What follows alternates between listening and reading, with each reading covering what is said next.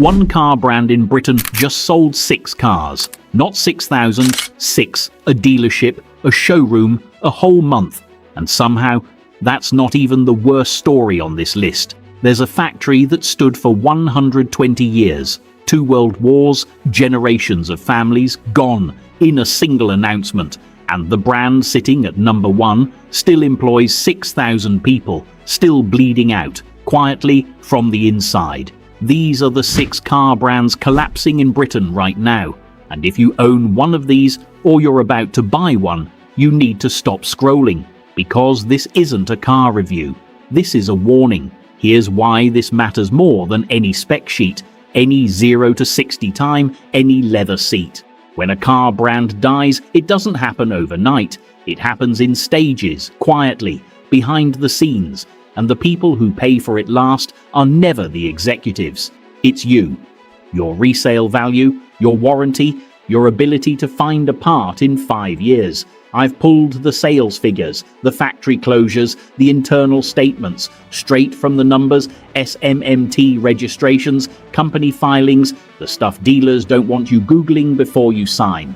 So stick with me to the end, because number 1 on this list is a name you own. Your neighbor owns, your dad probably drives, and what's happening to it right now should genuinely worry you. Let's start at the bottom. Number 6, DS Automobiles, a brand built with every advantage money could buy. Citroën's premium arm, French flair, distinctive styling. On paper, it should have worked. Take good engineering, wrap it in nicer materials, charge more.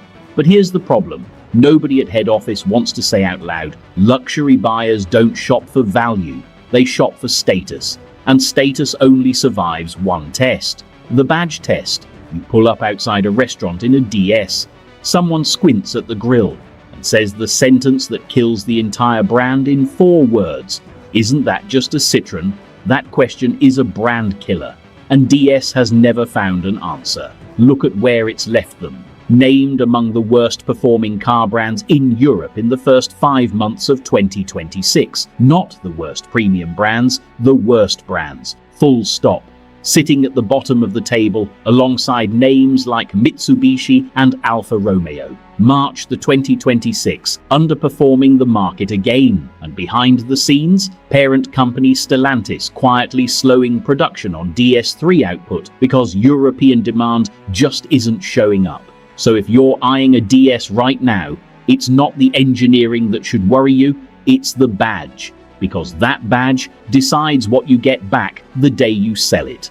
Number 5 is different. This one should actually scare you a little. Because this isn't some brand nobody wanted. This is the badge Britain trusted completely for 40 years. Honda, the car you bought so you'd never have to think about it again. The engine that just ran forever. Remember someone in your family saying, just buy a Honda? You know exactly who. Here's what should stop you in your tracks. First half of 2026. Honda named among the worst performing larger brands in Britain. March, underperforming the market by over 10%. June, they did it again. That's not a bad month. That's a pattern. And here's the wait what part. The cars haven't gotten worse. Honda still builds a solid engine. Nothing broke. What broke is the ground underneath them. A wave of new brands has landed in Britain offering the exact same promise. Sensible, dependable, good value, except with more equipment, longer warranties, and a lower price tag. Honda's pitch didn't get worse. It just stopped being unique. And when your entire identity is the sensible choice, and someone undercuts you on sensible, you don't have a bad quarter. You have an identity crisis. If you're buying a Honda today, expecting that badge to hold value the way it always has, you might be relying on a reputation the market has already started rewriting. Number 4 made me stop and check the numbers twice. Fiat, the brand that put Britain in small, cheap, cheerful cars for generations. The 500, the Panda. Never about performance, never about prestige. Just get you around town without wrecking your bank account. Honest, affordable, everywhere. Here's the number. First quarter of 2026, Fiat sales in Britain fell by 60%. 60% in 1 quarter. Leading a steepest decline of any established brand in the entire UK market. Not a dip, not a correction, a collapse. And it didn't stop there. Across the whole first half of the year, Fiat stayed near the bottom of the table. Behind the curtain, Stellantis has been scaling back Panda production because demand across Europe has fallen off a cliff. And here's the bitter twist. Fiat's entire reason to exist was being the cheap option. That was the whole pitch. But when your only weapon is price, you're completely defenseless the second somebody else shows up selling a better equipped car for less. And that's exactly what's happening right now. We'll get to who's doing it, because it explains everything on this list. Quick thing before we go further.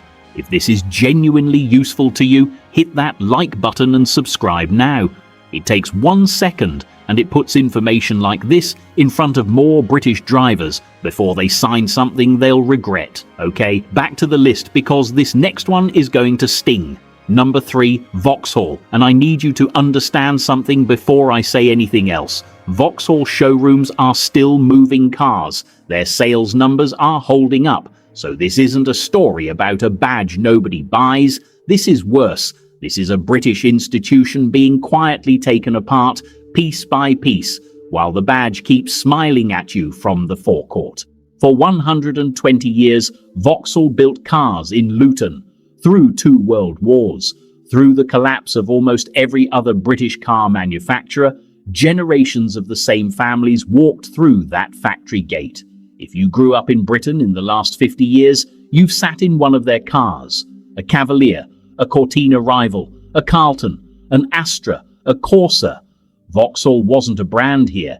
It was furniture. It's gone. Stellantis confirmed the closure of the Luton plant. Production ended. Around 1,000 jobs put at risk. Luton Council called the economic damage substantial. The Union Unite called it a total disgrace. One worker said it plainly. He had nowhere else to go for work. And here's the part that should make you put your phone down and actually listen. The reason Stellantis gave for closing it wasn't demand, wasn't competition, it was regulation. The UK's zero-emission vehicle mandate, rules forcing manufacturers to sell a rising percentage of EVs every year, whether British buyers are ready to buy them or not. Stellantis said publicly that mandate was hurting their business model because the consumer demand for EVs simply wasn't there to hit the targets.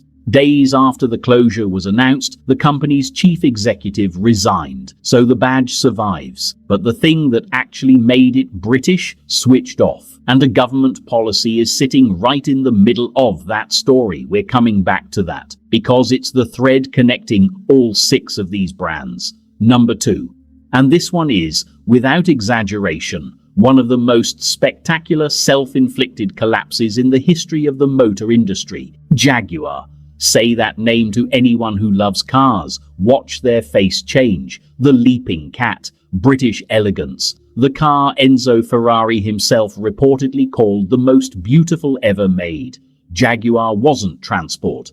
It was a statement about who you were. Here's what's left of it. January 2025. Jaguar registered 783 cars in the United Kingdom. January 2026. 1 year later, Jaguar registered 6 cars. 6. A decline of over 99%. Read that again because I need it to actually land.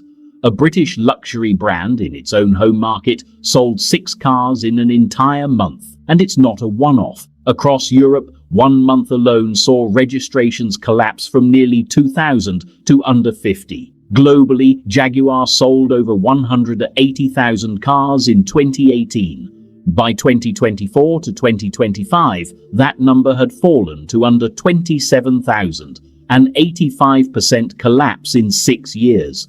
So how does a brand with 90 years of loyalty do this to itself? In stages.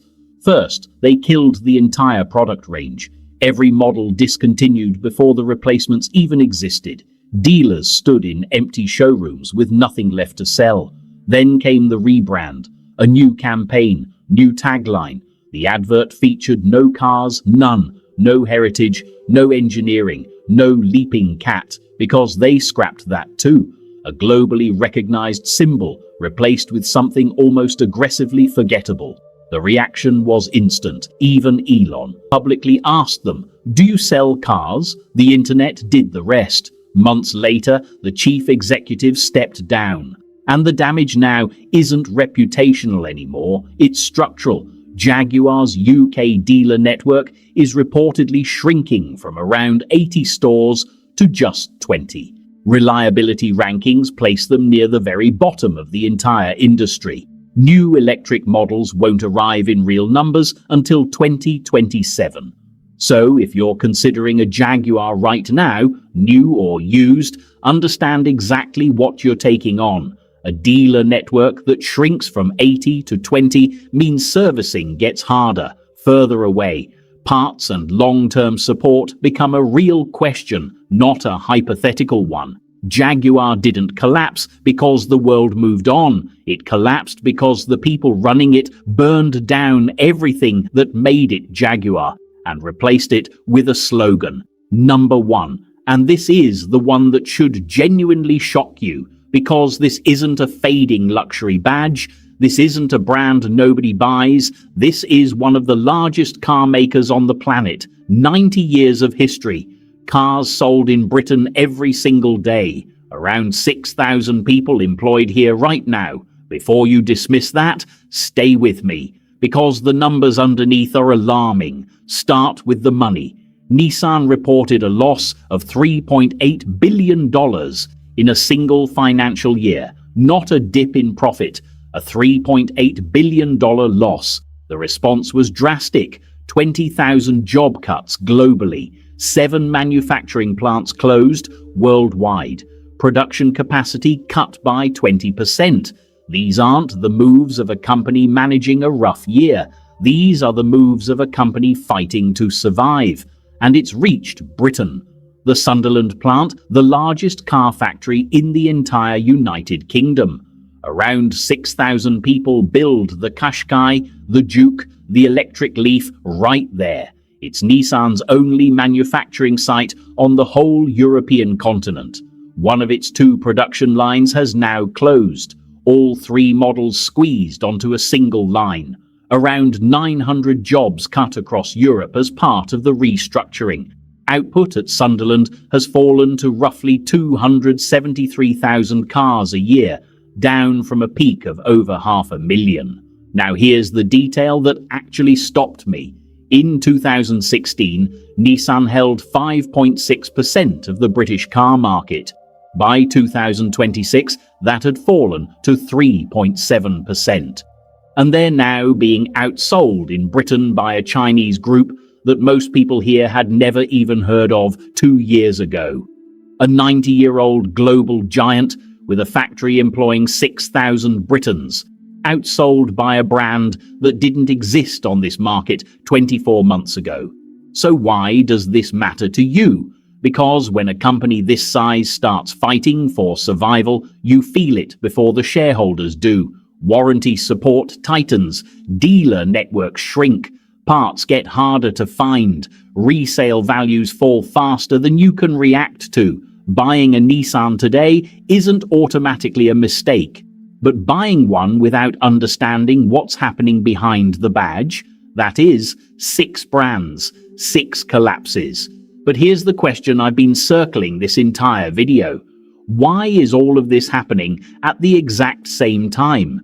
Because this isn't 6 separate stories, it's one story. With 6 victims, 2 forces are pulling every one of these brands apart at once. The first is regulation. Rising EV sales targets manufacturers are forced to hit, whether British buyers are ready or not. Stellantis said it themselves when Luton closed. The mandate was hurting the business because the demand wasn't there to match it. The second is competition. 2 years ago, entire brands now outselling household names in Britain didn't have a single showroom here. Today, some of them are collectively outselling Volkswagen, and they're not growing the market, they're taking it. Every sale they win is a sale ripped directly from Fiat, from Honda, from Nissan, from every name on this list. regulation squeezing from above, cheaper, better equipped competition eating from below, and the brands with nothing left to hold on to. No identity, no loyalty, no answer to. Isn't that just they're the first to break? So what does this mean, standing in a showroom, about to sign something? 3 things, worth more than any spec sheet. 1. Check the brand before you check the car. A brilliant car from a collapsing brand is still a bad buy, because in 5 years, you're the one hunting for parts. 2. Watch the dealer network. Ask how many franchise dealers are near you now. Then ask how many there were 3 years ago. 3. Be realistic about resale, especially on finance. A shrinking brand's value can fall faster than the finance company ever assumed. 6 brands, 6 warnings, and every single one of them still sitting on forecourts across Britain right now, being sold like nothing is happening at all. So tell me in the comments, which one of these surprised you the most? Do you own one? Has your car already lost value faster than it should have? Tell me the brand. Tell me what happened. Your story could be the exact warning that saves someone else watching this right now. If this opened your eyes, send it to someone about to buy a new car. Hit like, subscribe, because I'm not done digging into the stories about your car and your money that nobody else is telling you.